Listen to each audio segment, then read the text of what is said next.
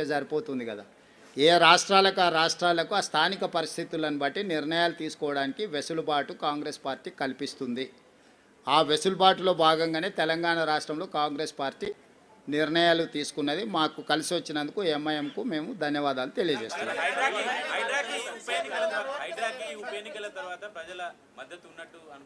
చారి గారు ఒక్కదాని కాదు, మొత్తం కాంగ్రెస్ ప్రభుత్వానికే ప్రజలు మద్దతుగా నిలబడ్డారు. మా పరిపాలనలో తీసుకునే నిర్ణయాలు అన్నిటిని కూడా మేము ప్రజలకు అనుకూలంగా సమీక్షించుకొని ముందుకు వెళ్ళడం జరుగుతుంది.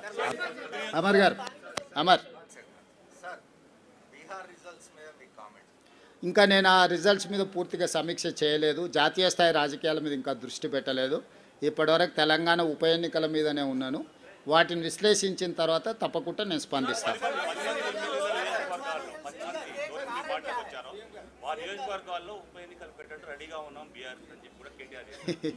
ఇక ఇప్పటి దగ్గర నేను అదే చెప్పిన, మళ్ళా అదే మాటలు మాట్లాడుతున్నాడు.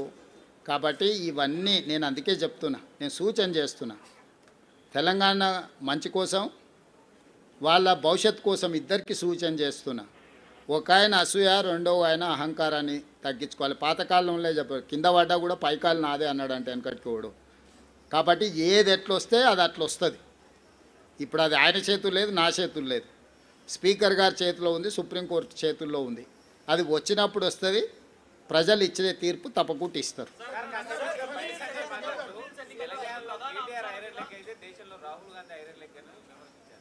అదే మొత్తం అన్నీ పరిశీలించి మొత్తం కలిపి వడ్డిస్తా.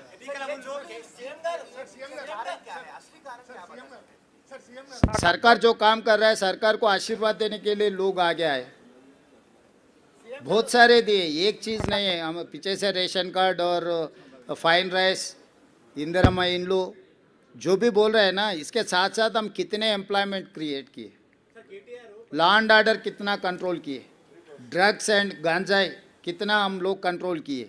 इस बार बारिश कितने आए आप देखे ना. इससे पहले 10 सेंटीमीटर बारिश है तो पूरा शहर डूबते थे.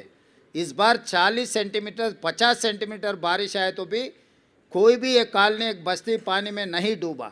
लोग देख रहे हैं, मूसी में किसी को तकलीफ नहीं आया. इस बार पहली बार तेलंगाना हासिल करने के बाद 12 साल में बहुत बड़ा बारिश आए थे, क्लाउड बस्ट हुए थे. मगर इस बार हम जो तरीक़ा से जो काम किए, शहर के लोग लॉ एंड ऑर्डर कंट्रोल है, हम ड्रग्स कंट्रोल किए, बारिश में जो फ्लड्स है फ्लड्स को हम कंट्रोल किए, हर किसी को नौकरी देने के लिए कोशिश कर रहे हैं. और आगे डेवलपमेंट के लिए भी हम लोग जो एक्शन प्लान है, December 8th and 9th we are going to dedicate our Telangana rising 2047 vision document. तो हम लोग आगे आने वाले दिनों में, मैं पहले से ही एक ही बात कहा, 2004 से 2014 तक हम लोग जो काम किए 10 साल, उसके बाद 10 साल BRS ने काम किया. आज आने वाले 10 साल हम लोग काम करने वाले. 4 to 14 जो रुक गए, in continuation of that development we are going to take policy decisions. Thank you.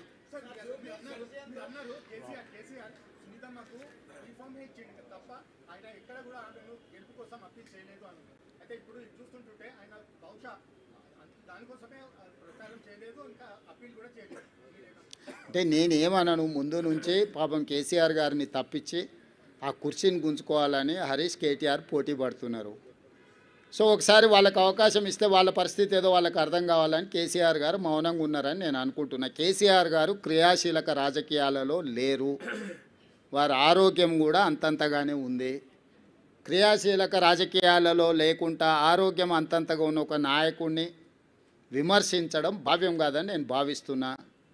KCR గారు క్రియాశీలక రాజకీయాలకు వచ్చినప్పుడు తప్పకుండా వారి పట్ల నేను స్పందిస్తాను.